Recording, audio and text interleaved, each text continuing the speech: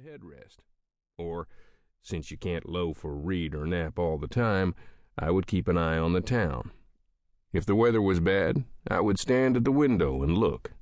If it was good, I would carry a chair out and sit under the sugar tree at the edge of the road. I always tried to keep faith with my customers. To keep faith, that is, with the random possibility that at almost any moment one or another of them might take a notion to come in for a haircut or a shave, or would need a place to sit. And to tell the truth, I generally had need of the coins that wandered about in Port William pants pockets, and yearned to add them to my collection in the cigar box on the back bar. I kept faith, but I confess that I kept it somewhat irregularly. Sometimes when my clients were absent, I would be moved to stray about.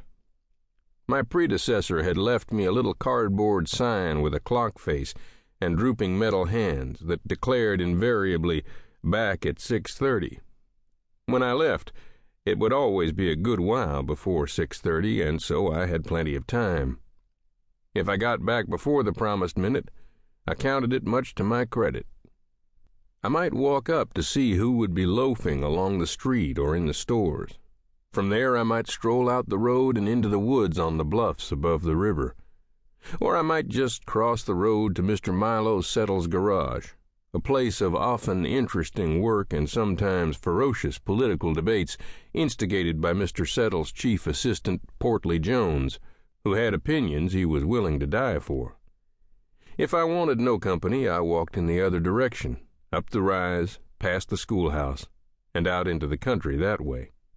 Sometimes I might take off a whole day to go fishing with Burley Coulter or one of the Roanberries, always taking care to get back before 6:30.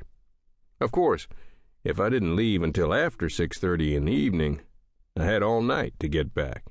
And since nobody was apt to want a haircut at 6:30 in the morning, I could stay away until the next evening.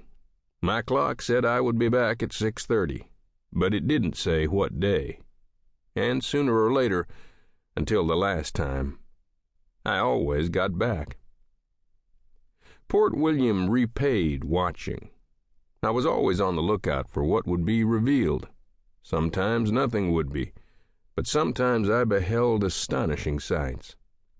One hot summer afternoon, for instance, I saw Grover Gibbs passing along in front of Mr. Settle's garage with a plumber's helper over his shoulder.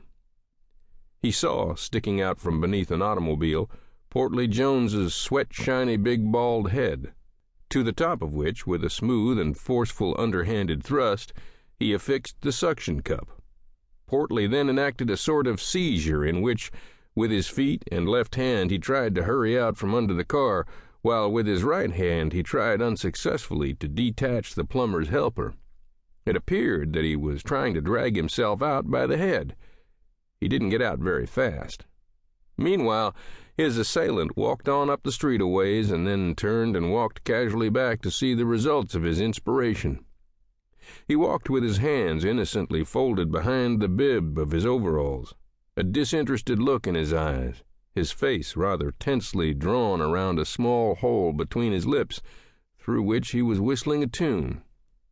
He allowed himself to be confronted by Portly, looking perhaps like a unicorn with a red face. "Grover," he said, "who done this? If it was you, I'll kill you." Grover said nothing, but solemnly, still whistling, tried to help Portly remove his horn, which they were able to do only by boring a hole in the cup to relieve the suction. "It completely ruined my plunger," Grover told me later, "but of course I couldn't have claimed it anyhow." And on an early morning when I was almost the only one awake, I saw Fielding Burlew in the middle of the road, dancing to the ballad of Rose McInnes, which he sang with deep feeling and tears in his eyes. He had spent the night in a lonely vigil in town, 3/3 drunk, as he would say, owing to his failure to see eye to eye with his wife. He danced with his arms held out like wings, in slow steps, round and round, as gracefully as it could be done by a drunk man in a pair of gumboots. All of a sudden, a trailer truck popped over the rise. It began to shudder and buck and weave. There was a